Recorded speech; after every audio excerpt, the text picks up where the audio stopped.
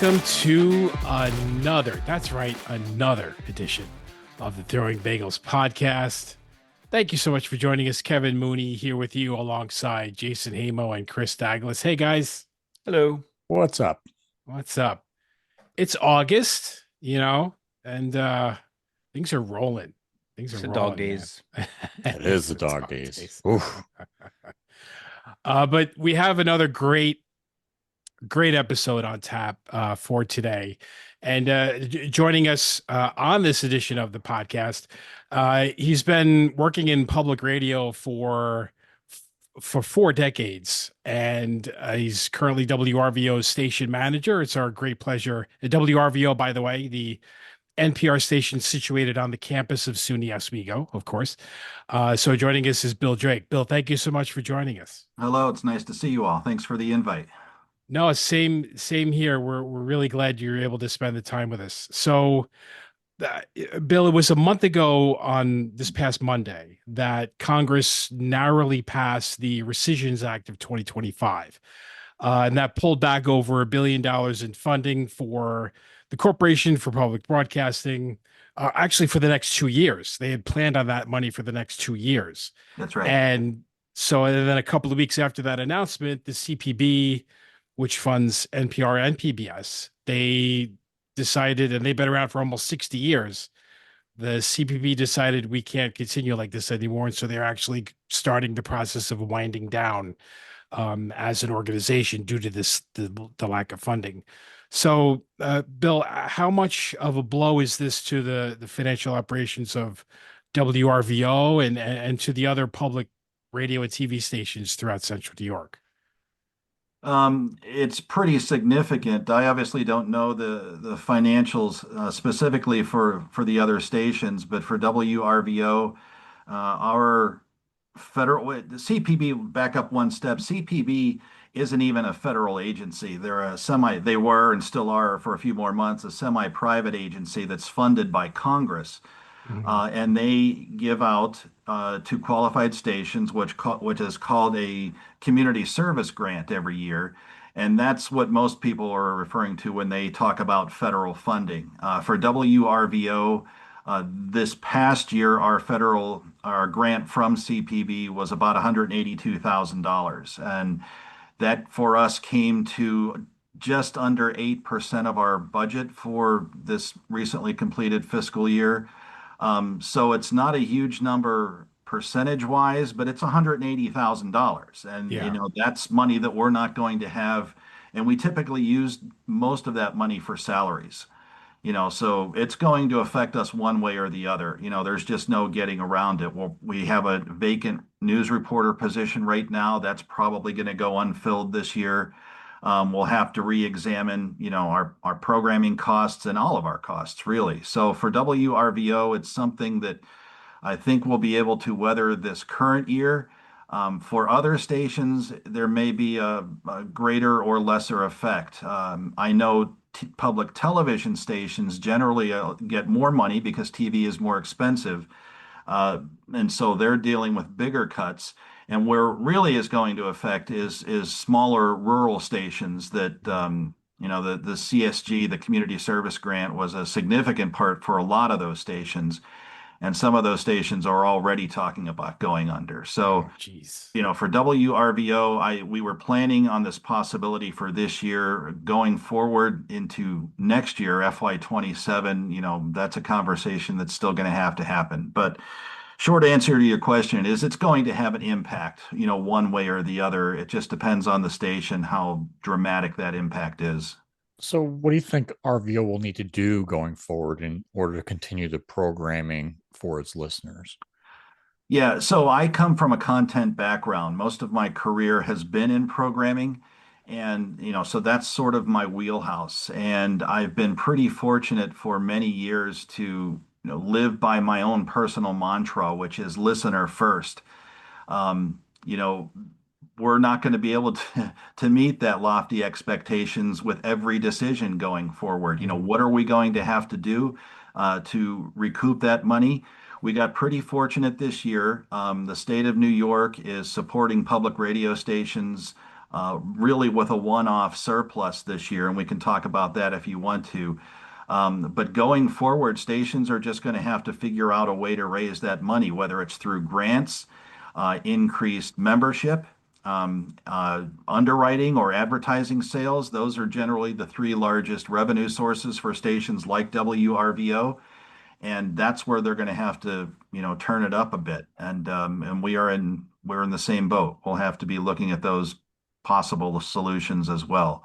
But for WRVO, our biggest expenses are programming and salaries. And if we're going to have to cut somewhere, it's hard to avoid those two major categories and still make a significant difference in a budget that's missing $182,000.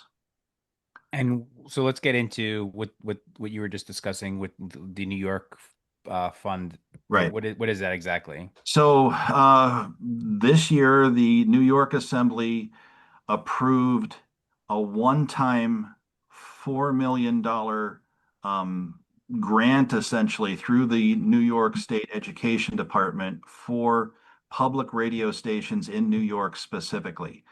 Now we get a grant from New York, the Education Department, every year. It's usually in the vicinity of 50, $60,000, somewhere in there, depending on the station. It's a formula.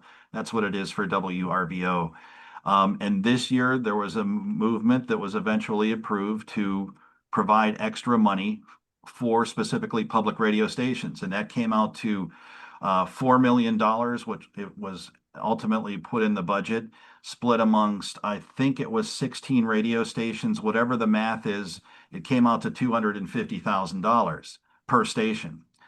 So that's obviously very fortuitous. It's dumb luck, to be honest with you, that it happened this particular year, and that's really what's keeping us afloat for the current year. But it's not sustaining. It's not going to be ongoing unless my colleagues and I, and we've already started to have this discussion, can convince the New York State Assembly, to keep this going in some way, shape, or form. Maybe it's not $4 million, but something else. So we'll definitely be having those discussions once the Assembly gets back into session in January. So speaking of, obviously the money, RVO's fall fundraising drive should be starting within the next few weeks. How can people contribute to that?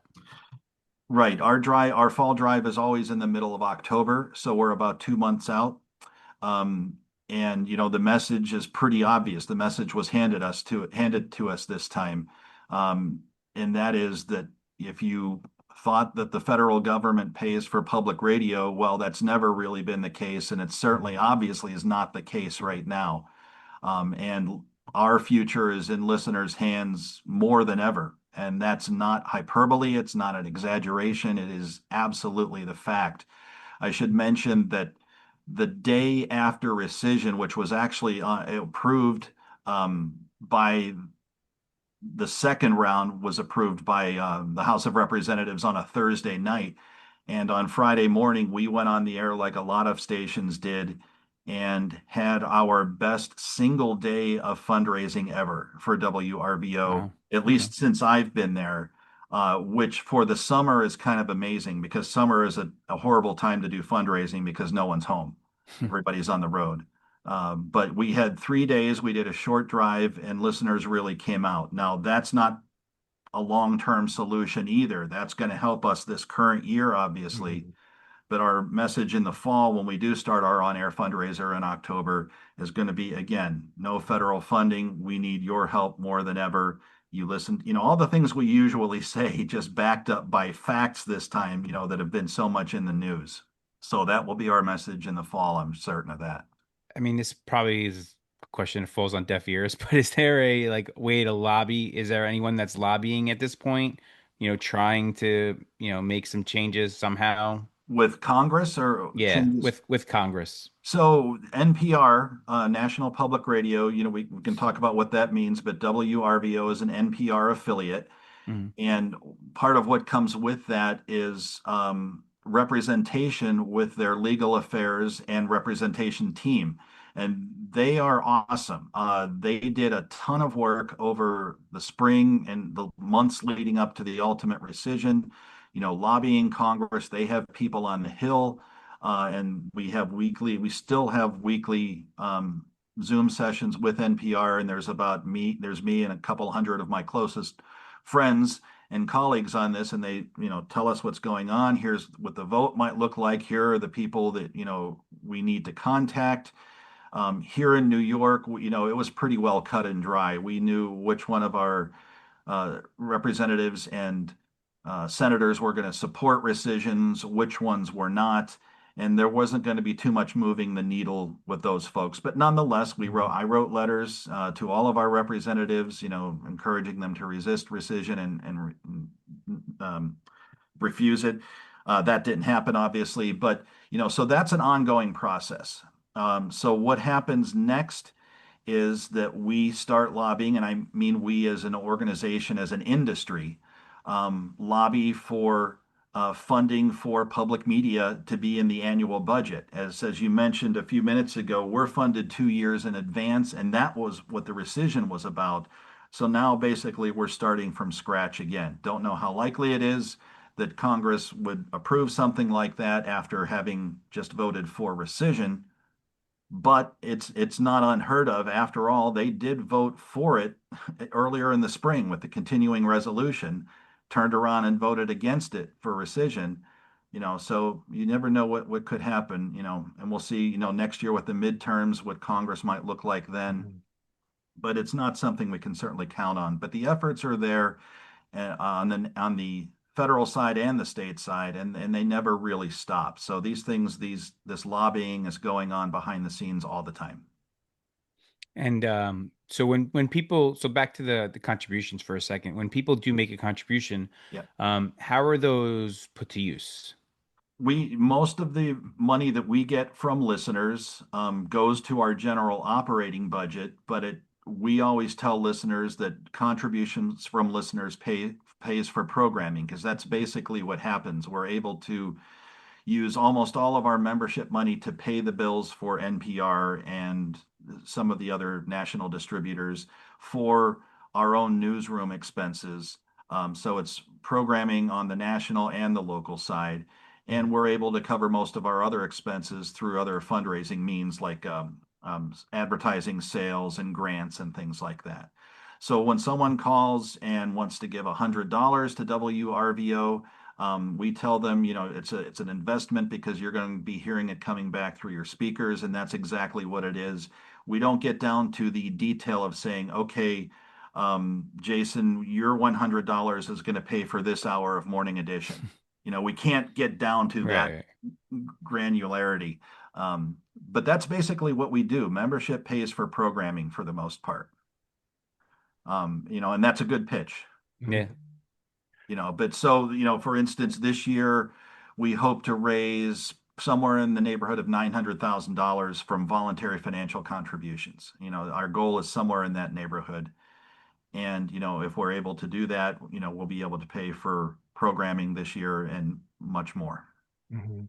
When there is the fundraising drive, there's a lot of different levels. You can contribute any amount, really, but Right. there's an option to be to have a sustaining membership. Right. And what makes a sustaining membership so advantageous for WRVO? A lot of it, and I realize a lot of it is semantic. It's terminology. For us, what sustaining members means is that you can give $100 at $10 a month, right? And sustaining means that you just keep giving $10 a month on your credit card until you call us and tell us to do something different, which we're happy to do. And the reason it's so important is because the industry just knows that someone who calls and gives $120 tomorrow might be 60% likely to do the same thing a year from now. But if you're a sustaining member and you start giving $10 a month, that's going to continue for a long time, and much less likely to be discontinued after a year. So sustaining members is really where our future is at, especially in the face of the loss of this money, because it's not just $180,000 this year, it's $180,000 next year and the year after that. And that's why we need sustaining members, so we can count on thousands and thousands of people giving $10 a month or $20 a month or whatever the case may be. So that's what we mean when we say sustaining members. Mhm. And just for a second, I mean, WRVO, it's not just one station on the campus of SUNY Oswego. Correct. WRVO has a pretty wide footprint, Bill. Just how big is the footprint? So it's beyond radio too. Yeah, So WRVO is the name of our flagship station based at SUNY Oswego. That's the station that's been around for 56 years. But we're on 13 different towers and transmitters across central New York. Um, we own most of those. A couple of them have essentially an agreement to be on the station when they're not, and it's not being used. But so we cover a good swath of central New York. The last time I checked, we were covering at least part of 20 counties and into southern Ontario. And that's our radio footprint, but we're also online. We're that's reaching right. thousands and thousands of more every month through our digital platforms, whether that's our website, our streaming, or anything else. So there's the radio portion of it and then the digital portion of it as well. And yes, it's more than just WRVO, it's all these other cogs in the machine that we keep running. It's true. I mean, 20 counties, Bill, that's basically about 30% of the state Yeah. that WRVO is reaching. Yeah, I never Uh, I never looked at it that way, but You know, that's probably about right. Yeah. so yeah, very big footprint, to say the least. And just to look back on like when we were at on campus, my freshman year I volunteered to be a news writer in the WRVO newsroom, and then I wound up that was my first ever paying job in radio, was getting a paycheck from WRVO. Cool. Um, and it was great. I was there all 4 years after that. And it was one of the best experiences of my life, in radio. What kind of working relationship does WRVO have these days with students at the College of Communication, Media, and the Arts? Right. So that's a good question. We are relatively new to the college. Okay. When I started in 2014 and up until last year, we reported to the president's office, which was pretty good for a lot of reasons. We basically my boss was the chief of staff. Mhm. And so we had the president's ear on a lot of different things. Last year, we moved into what is now the College of Communications, Media, and the Arts. And, we expect to have a pretty close relationship with students. We never didn't have that. We've always had Mhm. interns, but we're not a student-run radio station, Mm. right? Right. WNYO is on campus. That's what they do, and that's awesome because that's where people learn craft. But we're a professional radio station, so when we utilize students, it's usually in the internship role and doing similar jobs where they're learning the craft or learning skills that they can put on a resume, but they're not doing their own music show, for instance. They're working with us within our format. Mhm. So there's room on our campus, fortunately, for both of those types of stations. But we will continue to be pretty closely associated with the department and utilize as many students as we can. Our staff is somewhat limited, so we can't have so many students that it's overwhelming our ability to do what we need to Sure. do. Um, but yeah, we look for and bring students in every semester, and we'll continue to do so. The college is moving into a brand new building this week. You know, we're not in that building. So, which is good and that's good and bad, but it keeps us a little bit more removed from the students than, maybe we would like. Mhm. I mean, we're trying to be in the building, but that's a whole nother discussion. So, in terms of serving the community, what does public media do that commercial media can't or won't do? Yeah, it's a great question, and it's really what's kept me in our industry, the public media industry, I think for my whole career. I had maybe a year to a year and a half early on in I was a morning host for a mom and pop FM, and then I worked in TV for a short time and found my way back to public radio. But I think what public media brings is that lens that isn't tinted by an agenda in so many cases. And I have to be careful with that because there's nothing wrong with commercial media. But let's face it, in the end, They are there to generate a profit for the owners or the stakeholders or whoever, whatever. And that's fine. That's capitalism. I've got no problem with that. But our bottom line is what comes out of the speakers. Mhm. And yes, we have budgets and all this other stuff we have to work around and make work for us. But to me, in this, I always thought this sounded a little bit naive, but the older I get, the less I think that.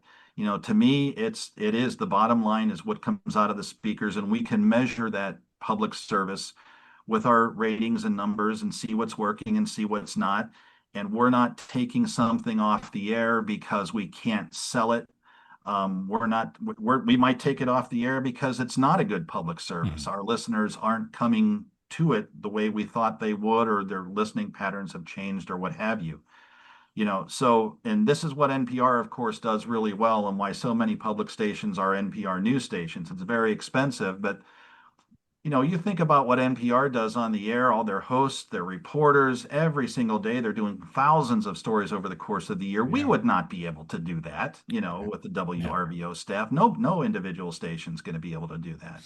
So it's a collective network, that is able to produce, what is proven to be valued, vetted, important journalism over the years, which I think is really becoming watered down now and has been for a long time. And it's really expensive. And so fewer and fewer stations are doing it. We still have the ability to do it, thrown a wrench this year. But I will continue to um, support the efforts of what the NPR newsroom is doing, and in collaboration with our own newsroom for that matter, because I believe in what we're doing as an industry. Mhm. What's interesting is it's not only news, but some of the I read in an article that about 90 over 95% of the classical music that's played in this country is through an NPR station. I could Uh, believe that. Yeah. yeah. And Like so, WCNY. Yeah. yeah, by having that exposure, by having that kind of music and other entertainment, like the old time radio Right. programming, Right. Right. it's great. But you're Yeah. not like a commercial station wouldn't be that That's right. uh not provocative is not the right term, but they wouldn't be as willing to play that kind of music or play that type of programming that an NPR station would do. Right. WCNY, they're not an NPR news station, but they are a classical music station, obviously. Mhm. And, yeah, that's probably correct. Who knows? They might be able to make classical work as a commercial radio station in the market. There are some, but as you point out, not a ton. And so, yeah, that's one of the things that a non-commercial educational radio station can do. And by Mhm. NCE, that's what most people mean when they talk about quote unquote public radio. Um, so yeah, that's great. The unfortunate thing for WNYC right now is that CPB was also the organization that covered music rights for the Yeah. public radio industry. Now, I'm not sure because I'm not a music radio station, what that means for classical music, music that's already in the public domain. But for contemporary music stations like the student-run stations, I don't know yet what's going to happen with those stations. And even on WRVO, we do some syndicated music programming on the weekends. And the future of that sort of is up in the air right now until we find out how this music rights is going to shake out. So Mhm. yeah, public radio has long been a place for, music that wouldn't otherwise have a home on radio in general. But it's in doubt right now because of the whole deal with CPB. Mhm. Mhm. As we've mentioned, you've worked in public radio for about 40 years. I mean, what are some of the moments that come to mind when you look back on your career to this point? There's a few things. I think the thing that I think about the most are the people that I've had a chance to work with Mhm. since the day I started. And some of these folks have gone on to become national names, in the public radio industry, and some in the commercial radio industry as well. Um, you know, and just so many of them. The other thing is, generally the group of people that I've had the honor to work with, they get what we do. They're not in our industry to get rich by any means. None of us are doing that. But they get that we are a 24/7, 365 industry. And they understand when it's Christmas Day and somebody has to come in, because that's what we do.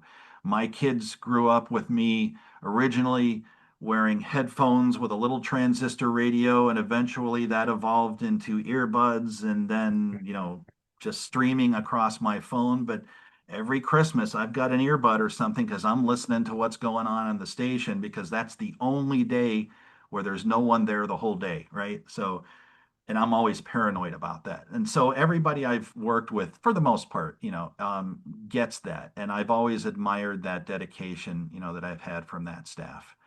And then finally, I guess I would say this ability when I've had the opportunity to put listeners first, um, because I've never been in a situation where that hasn't worked. When you put your customer, your listener as the top priority, and your efforts are all pointing to that mission of public service. Everything else comes with it. The revenues come with it, the listenership comes with it, and it all works out. Now, I haven't been, in a position where I've been lucky enough to be able to do that for 35 plus years. But when I have been able to, those are the times that stick out to me, is look what we can do when we put listeners first. And so that's what I'm always striving to do. I can't always get there, but that's my ultimate goal. What led you to get into broadcasting in the first place? You know, I think I wonder about that myself. I knew I was really, I grew up, or not, didn't grow up, but I went to high school in the Chicago suburbs in the early 1980s, and that was a really good time for radio there. Mhm. And I was just drawn to it. I knew that's kind of what I wanted to do. When I went away to college, I actually thought I might want to do journalism, and got there and found out very quickly that was not my passion, but moved into operations and programming, which was my passion, and just kind of just took it from there and ran with it. In our industry at that time anyway, it was all about what you did.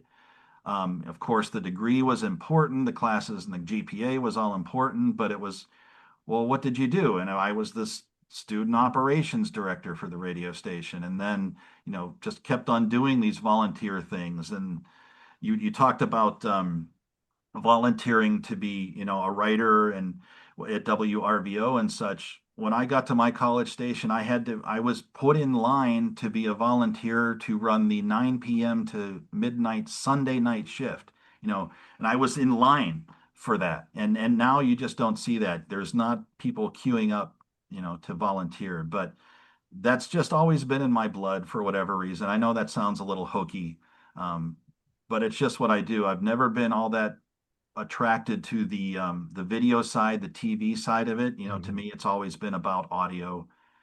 And it didn't take me long to realize that I believed in the mission of public radio in particular. So I guess I've just been lucky. I've had two jobs that have taken the bulk of my career, very different, but both pointing towards that North Star, and that's been enough for me. Is really what it comes down to. Do you miss cutting tape? Ah, you know, um, yes, sometimes. Um, I don't have a reel-to-reel machine right now. I haven't had one for years. Um, but yeah, I kind of do. I mean, would I miss it, for putting news or stories or whatever on the radio? Probably not.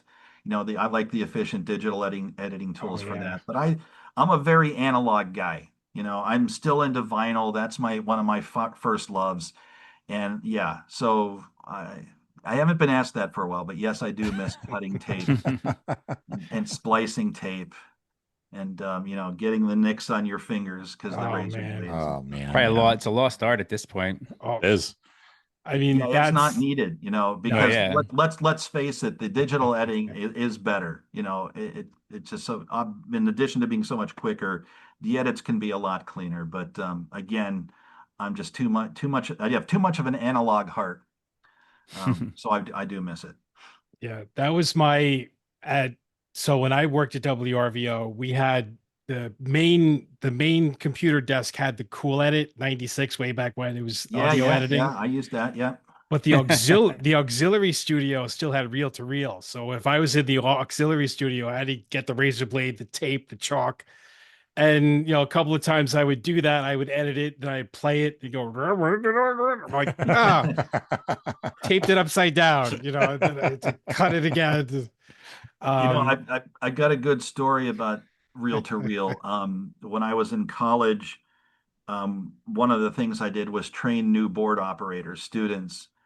And I was doing that one night, and I was the ops room was kind of behind the control room, and the guy came in and said, "Hey, can you come look at this for a minute?" And I walked in there, and he had the program that was playing was on a 10-inch reel to reel, and he was running it onto a 5-inch tape, a 5-inch take up reel. And I'm just kind of looking at it, going, "Well, this is going to run out in about less than 10 minutes."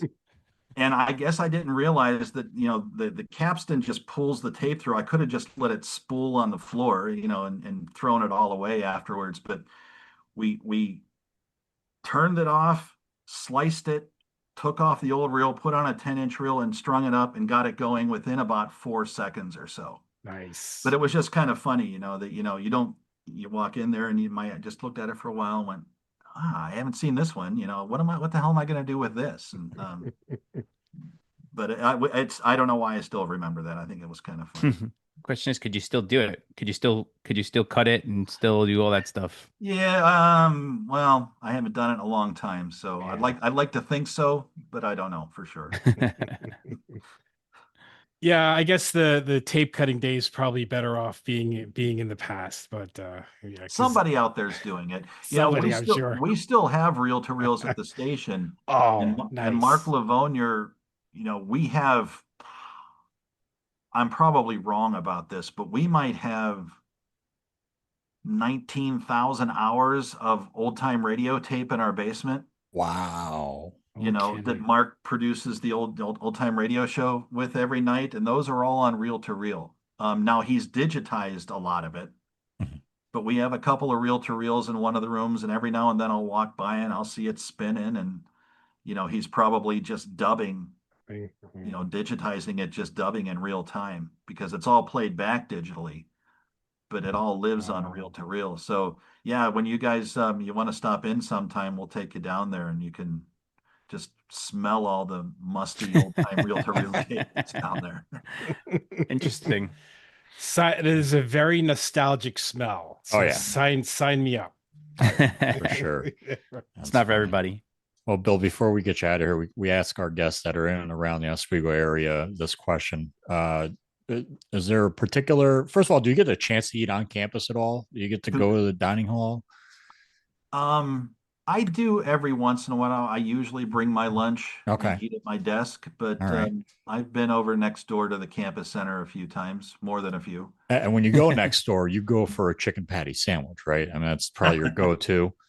That was our I go-to. have done that, yeah. Excellent. Yes.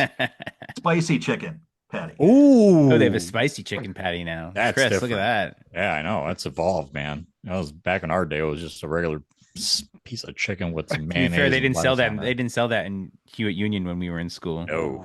So that was obviously your guess, Chris. What did you guys guess? If it wasn't going to be the chicken patty. Oh, that's what we go with for everybody. We Oh, just it's like we everybody's just go-to? we just love that. We just hope that everyone eats the chicken patty sandwich. I know Yeah, that. I had one as recently as last week, I think. There we Oh, go. nice. There we There go. you go. Chicken patty is a celebrity unto itself. The one place I haven't been to yet this year is Rudy's, Ah, Oh, yeah. which I try to get to at least once a summer, and I just have not made it down there yet. yeah, you got to hit Rudy's before they Still close. time. Still time. Yeah, exactly. Now, do you hit Bev's after that? Is that that's Right next critical? door. It's right next door. Yeah, I know it is. I don't know that I've ever been there. Um, I don't think so. I live in Baldwinsville, Mhm. so when I come up to work, and I don't have anything against Oswego, but I'm kind of I'm leaving town afterwards. Sure. Yeah. Yeah. So and my wife's, my wife works at SU, so I'm not hanging out in Oswego, longer than I really have to, Mhm. although work demands it, obviously, sometimes. I was there Friday night for that, thought it was going to be a press conference, with the Alaska summit that didn't turn out that way. Yeah. But I'm not killing time. I'm not killing a lot of time in Oswego, but that's fine. I have nothing against the town. But Although you it's might, harder than hell to get around it this summer. They're just tearing up everything, it seems like. Oh, Oh, really? really? All the roads. Oh. but on the way home, you might stop at the Oswego sub shop, pick up a cheeseburger sub, though, right? It's been a long time since I've been there too. Okay. Tom Herbert, who is our underwriting salesperson, that's one of his favorite places. So when I started there, Tom was there, and that was one of the first places he took me to. Of course. Was the sub shop. Of course. Now that's another thing. There's been a lot of like there are some people that are still there that when I was a student, they were Yeah, there. well, you Tom, mentioned a couple. Pam, Yep, Jeff Windsor. yep. So they're all still, it's amazing that, because it is it's a great opportunity and it's a great radio station. It really is. Yeah, well, I appreciate you saying that. I know a lot Mhm. of our listeners think the same thing. And I do too. I hope our listeners aren't taking it for granted, at this point. We spent a lot of time doing what was eventually shooting ourselves in the foot by previously saying, the federal money only pays for 7 to 8% of our annual budget. And now we're finding ourselves turning around saying, well, it's only 7 to 8% of the budget, but it's still $182,000. Yeah. We're having to kind Yeah. of flip that argument. But listeners get it. And, a lot of them say the same things that you guys have about the station itself. And what we really need, what you don't know or didn't realize is that less than 10% of the people who listen are actually members of public radio Mhm. stations. That's generally an industry-wide number. That's the mark. And if we could just get a few more percentage, we wouldn't have to worry about federal funding. But it's a tough argument, to get people to pay for something that really they don't have to. Mhm. But if you listen to our fundraising, we try to make those arguments all the time. Imagine what we could do, if 20% of our listeners were members, and we'll continue to try to make that argument, I guess. Is that Sure.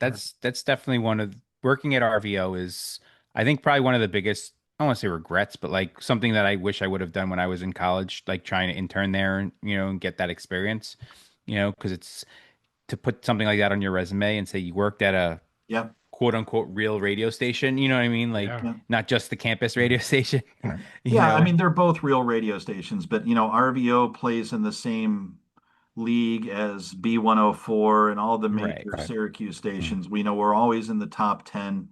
Um, but it's a different world now. There are fewer opportunities like for what you guys were talking about. It's just the reality of things. um, we try to make opportunities available, but there's also fewer and fewer kids interested in coming over and doing it. they're Yeah. they're interested in podcasts. Mhm. They're interested in doing their rap show or their country show or whatever the thing is, and we can steer them toward WNYO. And it's harder and harder to get kids interested in journalism and learning how to write. Yeah. And that's Mhm. the biggest Yeah. thing, I think, over that I've seen over 30 years is, the resumes that I get now, if they're not generated by AI, then the kids just can't write anymore, and which is kind of a shame. But I do worry about the future of real journalism and media, Mhm. because it seems to me that as the generations go by, there's fewer and fewer kids interested in it, and I hope that's not the case. We certainly hope not either, because it does seem like there's less and less interest. And, at some point, I don't even want to think about what happens, 5, 10 years from now, if that trend continues, because it Mhm. won't be pretty. Yeah, and the other trend is state radio stations in general are losing listeners, because there's so many more options out there. I mean, when you Yeah. think about it, it's really only been within the past generation, maybe, 20 years or so, that this explosion of media options has happened. It was radio and TV for so many years, Mhm. decades. Yeah. And then all of a sudden there's streaming, there's podcasts, there's satellite radio, there's all these things that are just splintering the audience. And what the younger audiences don't get, at least as far as news is concerned, is this is not real news. TikTok and Instagram, sorry, I don't want to offend anyone, but that's not vetted journalism, and Yeah. True. and Mhm. and I really worry about that, and that's one of the reasons. Somebody asked about, why I believe in public radio or what I think about it, and that's really what it comes down to. It's because it was a space for real news, whether you agreed with it or not. It was factual and fact-based journalism that seems to be endangered, Mhm. maybe is the Yeah. word for it now. Yeah. I mean, radio in itself just kind of seems like it's starting to become like a dying industry, unfortunately. You know what I mean? Like I've seen, I mean, for instance, down, I live down in the New York City area, and they shut down CBS AM, 880 last year. And like that was something that in my lifetime I never thought would ever have happened. Right. You know what I mean? Just one of the biggest Right. radio stations in the Yeah, country. that's right. Well, to me, it depends on how you define radio, because we might say is, streaming WRVO, is that radio? Well, you could probably see where that could be classified as radio. But for me, it's really less about content and more about the platform. Mhm. Yeah, I think traditional terrestrial radio is on the decline and has been for a while, slow decline for a long time. But I think there's still opportunities for people to find the content if they're, number one, if they're willing to do that, but more importantly, that stations like us are willing to make the investment to be where the younger generation wants to hear it. I think they still, when they are, the joke in the industry is always when you graduate college, you graduate into public radio's demo, because nobody listens to us until they graduate and until they're 25, 26 years old. And that can't change, right? There's still got to be a demand for that content. It's just a matter of where it's available. And Mm. if you grew up Yeah. listening to streaming or whatever, then we have to be there for those younger people when they're ready to find us when they graduate. That's a tough thing. It stretches us thinner, but it's what we need to do if we want to survive. Mhm. And Bill, I know you mentioned the fall fundraiser gets underway in October, but can people contribute today? And they have today. Yeah. The answer is yes. WRVO.org is our website. There's a big red donate button there in the top right corner that takes you to our pledge page. We have people who give $10. We have people who give $1,000 and everywhere in between. And most of our giving does happen online, but you can also call us at the phone number that's on our website too. Of course, we'd be grateful regardless of the method that you choose to give. The only thing I will say is do think about becoming a sustaining member, because it just will be that much more important to our long-term sustainability. So if you're going to give $100, think about giving $10 a month. Just like that. I know we're all juggling a whole bunch of subscriptions and stuff. Yeah. So cancel one of those and just give Well, yeah, WRVO and that money. and we Let's always go. say it's set it and forget it, because That's you do right. it once and you never have to change it again It's unless true. you want to do something different. And people call all the time to do that, but especially lately, summer's generally a pretty slow time for us. But with all this federal stuff going on, Yeah. people have really come through. So, we'll make $1,000 a day at a time when we previously hardly made anything. So, and we're very grateful for that. Sure. Well, and we really hope you reach your goal this year, 900,000, and maybe even more, way more than that. So we're rooting Yeah, for it's going to be an rooting for interesting you. drive. Yeah, for Yeah. sure, in the fall.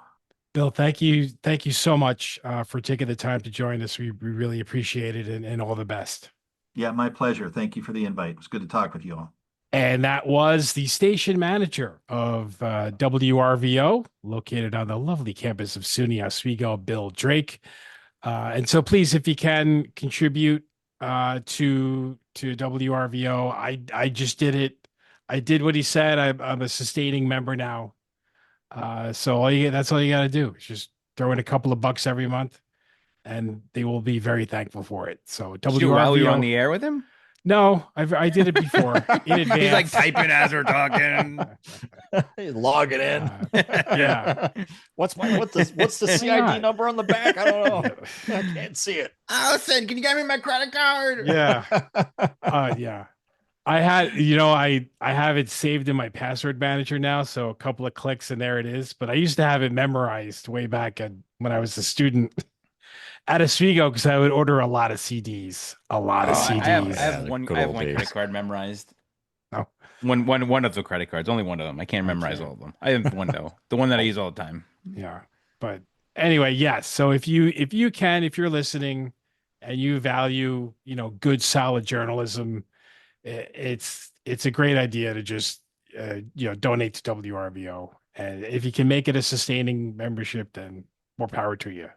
So we were discussing a little bit earlier today, and there was some news coming out of baseball where the commissioner was saying, he's anticipating adding another two teams, and that would give them baseball 32 teams, and that would probably be four team divisions, is what we're thinking.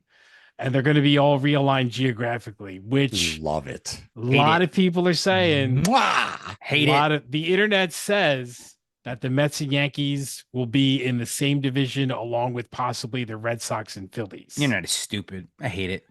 What is it, Jason? All right, so Baseball here, trying to evolve. So here, okay, I'll give you. This is what I think. Okay, here's my thing. Okay, I'm not one of those people like get off my lawn type people. Like I'm not one of those baseball has to be like it was in 1955. Like no, I'm not like that. I wasn't a fan of the Ghost Runner at first, but now I actually like it. Because now games don't go until the 15th inning, right? It's usually 11 innings, maybe 12 at the most, right? The pitch clock, love it. I'm Yeah. not there for 4 hours now. I mean, I could sit through a baseball game for 4 hours. Don't get me wrong, but when you're in then baking in 90-degree temperatures, what I mean? Who wants to sit there for 4 hours when they're changing pitchers every 5 seconds? Like that's one of the things I couldn't stand the most is when they used to do that. So I love like those rules. But the thing is like I love that we have a National League and the American League, right? The Mets are in one league, the Yankees are in another league, right? That's just I guess technically that's the way we grew up. That's why I like it. That's the way I'm not a fan of making it the same way as, hockey and basketball and like, I get the geographical realignment, but the other issue is baseball so watered down to begin with now. You add two more teams, we're going to have teams winning like the Rockies do this year every year. It's going to be like I mean, the White Sox did it last year. The Rockies may break that record, like smash that record. Like I can't deal with a team winning 15 games a season. I've Right, got a Chris. solution for that. Oh, do you? I do. Promotion relegation. I mean, You I'm take for that. I'm all for 22 that. teams or That I'm all 25 for. teams, Triple A and teams then move up. the rest of them can be in MLB 2. And then That'll never happen. And I know it's never going to happen, but I bet you those owners will start, hey, we need a winning team because I want this revenue over here. I don't want this revenue over here. But the problem is the teams are just too watered down. There's so many guys that don't belong in Major League Baseball. Even now, there are guys that don't belong in Major League Baseball. And you're like, this guy stinks. Like he's a Triple A pitcher at best, but he's in Major League Baseball because they need arms, so he's there. Well, yeah, it's because everyone's trying to throw 135,000 miles an hour and their arms are falling off. Well, that too, but I'm just saying in general, like you're watering down the sport by adding in another 32 players, right? 26 per team. Yeah. Like, or 32, 52 players. Sorry, that's what I meant to say. Yeah. 52 players. You know what I mean? Like, And another 8 minor league teams between the two expansion teams. And I don't exactly. I don't care about the expansion part. I think the baseball doesn't need to expand. I agree. Like I think it is going to just totally. It's not going to ruin baseball, but it's definitely going to water it down even more than it is. But the geographical alignment absolutely 100% needs to happen, and it should happen across all sports. Every single sport in this country should have geographical alignment. Well, I mean, technically, really, only baseball is the one that doesn't have it. NFL doesn't have it. Yeah, it's true. I The, mean, the Giants are playing Dallas. Dallas is in the yeah. oh Midwest, yeah, man. yeah, that's true. I Who mean, cares? that's just yeah.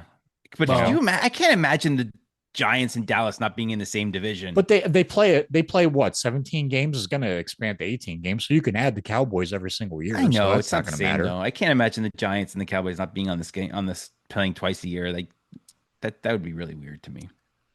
well, you know what'll happen once baseball expands to 32, they're going to expand the playoff field and then get ready for a 75 and 87 team to make Yeah, the exactly. playoffs. Right.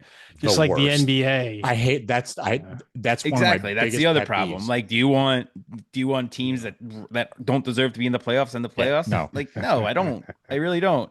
I don't Yeah, need the lowest seed, barely breaking 500 or not even breaking 500. Like, no, Yeah. I'm good. and while we're on the topic of playoffs, NFL reseed during the playoffs. Okay, and also I don't care if the division winner has a sub 500 record. They get a home game. They shouldn't get a home game. They should be the last seed, and they should not get a home game. Stupid. It's just stupid. I don't understand it. Don't get it. I don't get it. Better yet, we're fixing football right now. Better Oh, yet, I don't think have football needs fixing. it needs a Well, little fixing, not much, just a little bit. Take the top two teams from the NFC, top two teams from the AFC, and that's all you need for playoffs. that'll never happen. There's too much never, money involved in that. I know, never. but that would be the most competitive way to do it. You're Yeah. always going to get the four best teams. But football playing the is always competitive in general. So really don't that's it honestly, Football- if you're gonna do what you do with other sports, not football. Football is 8-8. Like that's what they want is 8-8, 8-9, 9-8, whatever. Yeah. Yeah. That's what right. they want, and it's stupid. But yeah, I don't want the Yankees and the Mets in the same division. I just don't. I don't either. Yeah, I but don't you know- want the Yankees and the Mets in the But same they division. play each other every year anyway. What I know, difference but does I it don't. make? I don't know. I don't know. I can't. I don't want the Yankees and the Mets. I want it. I like the allure of the as crazy as it never because it only happened once. The possibility that they could play each other in the World Series, right? Like Yeah. I like that, and we're never gonna Mhm. get that then. Yeah, but if you don't have National League and American League, even though they play in the same division, theoretically, would play in the same division or the same whatever group, Conference. if you will, conference, whatever you want to call it. If you make the playoffs just the top 16 teams, without just seed them, they Right. still inevitably could meet in the World Series. And Yeah, I 16 is mean- probably too many for baseball. Well, You probably one thing I had heard yesterday when this whole thing started, all the talk about it after Manfred was during the game was like that they might not even have two conferences. They might just literally have all the teams like it used to be like way back when in like the 19 single table. 20s, just single Yes. like and soccer then like style. and I don't know if that's I think it's more likely that they would do the division thing and the two conferences, but I would be more apt for that than I would for the two conferences and the realignment but if you do it the other way, it doesn't really make a difference. Like you're going to be traveling to other Well, it's a balanced schedule now, right? I mean, it doesn't really that it's a doesn't balanced make a difference. schedule. You play what is it? You play like 14 or 15 games within their division between each team or something like Yeah. that. And then But you're playing everyone. but you're playing every team. You're playing Right. every team. You play the American League once, and then that's it. You play your division like 15 times each. You play the other divisions in the league, like the National League, like I don't know, 4 or 5 times, maybe 6 times. No, 6 times I think, 6 or 7, depending on if it's a 3 or 4 game series. But so yeah, I mean, I don't like it. Anyway, They should just do a 3-game series with every single team playing each other, right? So the Yankees and Mets will play 3 games, Phillies, then do it twice, right? And then that's the season. So we don't need the extra games. what do you mean? What are you talking about? That's the season. All right. That's it. That's the regular season. Then you can do your playoffs. 6 games. That's it. We're gonna play 6 games. 6 games against each team. Do the minor league thing where you take Mondays off and you play a 6-game series Tuesday through Sunday. There you go. Perfect. There's your travel. Your travel Perfect. is limited. You're Exactly. I Saving mean, money for the owners. let's go. There you go. Yeah. All right. I think that'll do it for this edition of the Throwing Bagels So podcast. ridiculous. Throwingbagels.com is our email address. Throwingbagelspodcast@gmail.com is our email address. You can send us there. Just one at. Just one. That's it. Our social medias, you want to visit them. They're on our website. So go ahead, check them out. And WRVO.org. Make your donation today. There you go. There you go. Jason, Chris. Bye, Kevin. Kevin, Jason. Bye-bye. Good ideas.